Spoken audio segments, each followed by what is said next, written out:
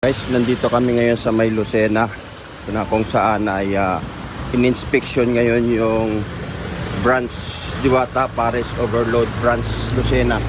So ito po yan guys, napakalaki. Ayan, titingnan ni Diwata yung pwesto. So dito po magkakaroon ng parisan dito sa May Lucena guys. Ayan.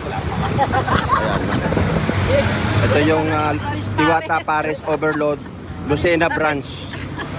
Diwata, ano masasabi mo? Ang laki nung gagawin mong parisan. Well, ito talaga, kung pwesto na lang pag-uusapan, wala nang lalaki pa dito sa pwesto na pinupuntahan natin.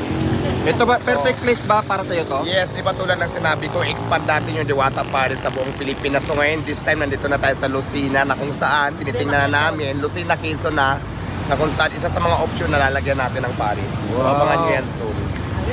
Ang laki, wow. Nice choice. Talagang guys, walang problema sa parking.